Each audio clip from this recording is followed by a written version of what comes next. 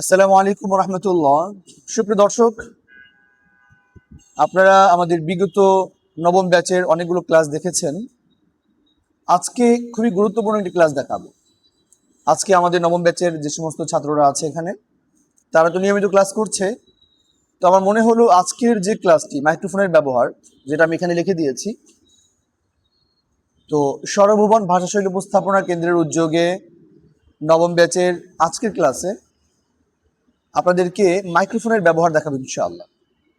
কারণ মাইক্রোফোন ধরতে গিয়ে আমরা অনেক সময় বিড়ম্বনায় পড়ি যে কিভাবে ধরব, মাইক্রোফোন ধরার সময় হাত কোথায় রাখবো। তো অনেক ধরনের সমস্যার মধ্যে আমরা পড়ি। আজকের ক্লাসটা দেখলে মনোযোগ সহকারে আশা করি অনেকটাই আপনারা নিরাপদ ফিল করবেন, নিরাপদ অনুভব করবেন। তো এটা হচ্ছে মাইক্রোফোন, এটা কিন্তু মাইক নয়। আমরা অনেক সময় এটাকে মাইক মনে করি, না, এটার নাম মাইক্রোফোন। যেটা দিয়ে আওয়াজ যায়, হরেন, ওইটা হচ্ছে মাইক। এরপরে আওয়াজ বের হওয়ার অনেকগুলো মাধ্যম আছে, সাউন্ড বক্স, অনেক কিছু থাকতে পারে, বা সাউন্ড বক্সের মধ্যে অনেক ধরনের মনিটর আছে, অনেক ধরনের কোয়ালিটি থাকতে পারে। কিন্তু মাইক্রোফোন হচ্ছে এটাকে আপনি মাউথপিস বলতে পারেন। তো মাইক্রোফোন ধরার ক্ষেত্রে অনেক সময় যদি আমরা নিচে ধরি, এই তারের সাথে হাত লাগার কারণে অনেক সময় কি হয়, নয়েজ করে। দেখবেন নয়েজ কাকে বলে? আপনি কথা বলছেন, হঠাৎ সাধারণ আওয়াজের মধ্য থেকেও একটু ব্যতিক্রমী চ্যাং চ্যাং একটা আওয়াজ হয়, এগুলো হচ্ছে নয়েজ। অর্থাৎ স্বাভাবিক আওয়াজ থেকে ব্যতিক্রমী যে আওয়াজটা হবে, যেটাকে আপনার শ্রোতা বিব্রত বোধ হবে, সেটাই হচ্ছে নয়েজ। আশা করি তোমরা বুঝতে পেরেছ। তো সেই জায়গা থেকে আমরা এখানে ধরবো না। অনেকে এখানে ধরে কথা বলে, এখানে নয়েজ হতে পারে। আবার অনেকে এখানে ধরে কথা বলেন, দে দে পালে তুলে দে মাঝি হেলা করিস না। আমাদের অনেক শিল্পী বন্ধুরা, ওরা অনেকে এখানেই ধরে। তো এখানে ধরতে পারেন, যদি আপনার এখানে ধরলে যদি নয়েজ হয়, অবশ্যই এখানে ধরা যাবে না, এই যে জায়গাটা। তো অনেকগুলো মাইক্রোফোনের ধরন এক একটা এক এক রকম হয়, এবং অনেক বড় বড় শিল্পী যারা, আমাদের টপ লেভেলের সিঙ্গার যারা, যেমন আবু উবায়দা আছে, তারপরে আরও অনেকেই আছে, শেখে নাম। কিন্তু কিছু কিছু, সবাই না, হাতে গোনা অল্প কজন শিল্পী যারা নিজস্ব মাইক্রোফোন ব্যবহার করে। এক একটা মাইক্রোফোনের দাম আছে 70,000 টাকা, এবং আরও অনেক বেশিও আছে। আমার শুরুর জমানায়, আমি যখন শুরুতে স্টুডিওতে আমি কাজ করতাম, তখন আমার মাইক্রোফোন কিনি মাত্র 400 টাকা দিয়ে। তো সেই 400 টাকার মাইক্রোফোনের যে সাউন্ড, সেটার যে কোয়ালিটি, আর 50,000 টাকা দামের যে মাইক্রোফোনের কোয়ালিটি, সেটা এক হবে না। এই সেম মাইক্রোফোন দেখতে একই রকম, একটার দাম আছে 400, একটার দাম 7,000, একটার দাম 15,000, আবার কোনোটা 70,000 টাকা।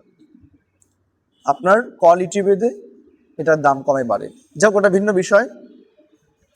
তো মাইক্রোফোনের ক্ষেত্রে আমরা এখানেও ধরবো না, আর এখানেও না ধরার চেষ্টা করব, কারণ এই জায়গাটাতে অনেক সময় ধরলে নয়েজ হতে পারে। আর কিছু মাইক্রোফোন আছে লিপ টাচ, অর্থাৎ আপনার ঠোঁটের সাথে যদি আপনি না লাগান, তাহলে এটা বেশি কি হবে না, আওয়াজ স্পষ্ট যাবে না। অনেক এখানে থেকে কথা বলে। সুপ্রিয় দর্শক, যারা নেতা আছে, অনেক নেতাদেরকে দেখবেন এখানে কথা বলে, কারণ সে মাইক্রোফোনের ব্যবহার জানে না। আর মাঝখানে আমি একটু বলে দেই, যারা বর্তমান সময়ে জনসম্মুখে কথা বলতে হয়, অনেক নতুন নতুন নেতা তৈরি হয়েছে, নেতৃত্ব দিচ্ছেন। তো আমি তাদের জন্য বলবো, আপনাদের জন্য আমার আলাদা আলাদা ব্যাচ আছে। যারা চান আমি জনসম্মুখে খুব ভালোভাবে কথা বলি, কিন্তু ভয় পান, আপনার মধ্যে ভীতি রয়েছে, সেটার জন্য আপনি যদি চান সম্পূর্ণ, আপনি যে আলাদা কোর্স করছেন এটা কেউ জানবে না, নিজেকে আড়াল করে কোর্স করতে চান, আপনাদের জন্য সেই ব্যবস্থা রয়েছে।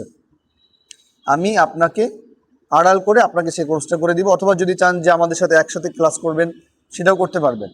কারণ আমি চাই আগামী দিনে যারাই কথা বলবেন মাইক্রোফোনের সামনে, নেতৃত্ব দিবেন, অবশ্যই আপনার কথা যেন শ্রুতিমধুর হয়, আপনার কথার মধ্যে যেন ভালো স্বর থাকে, স্বরের উঠানামা যেমন আপনি বুঝেন।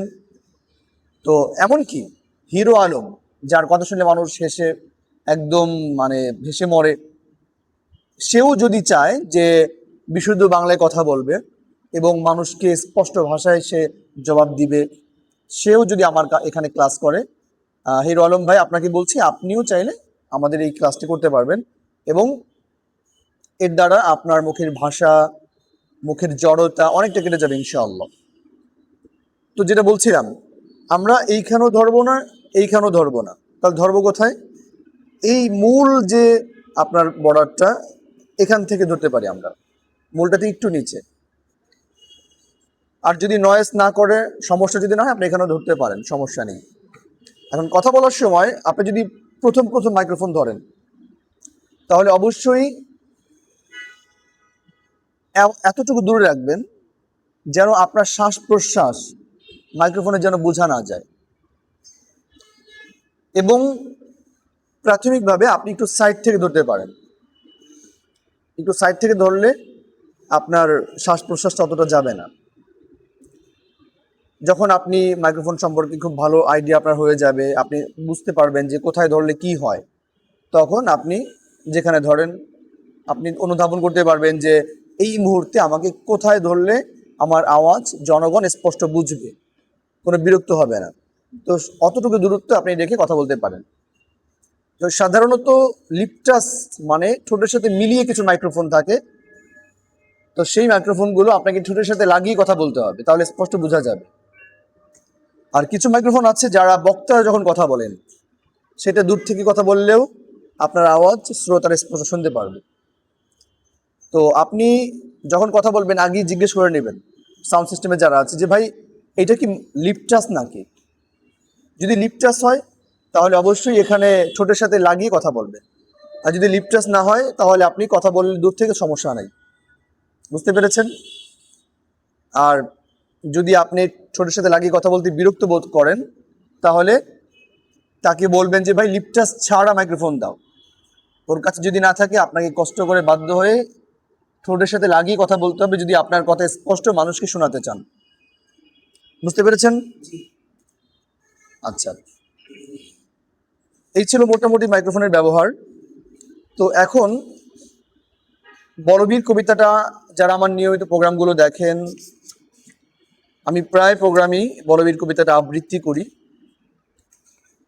তো এখানে স্বরের যে ওঠানামা, আপনারা যারা নিয়মিত ক্লাস করেন তারা জানেন রসের অনেকগুলো রস রয়েছে, 9টা রস রয়েছে, উদাত্ত, নিম্ন, ফিস মানে অনেকগুলো, যেগুলো যারা এখন এতগুলো বলার মতো সময় কথা বললে ভিডিওটা অনেক বড় হয়ে যাবে।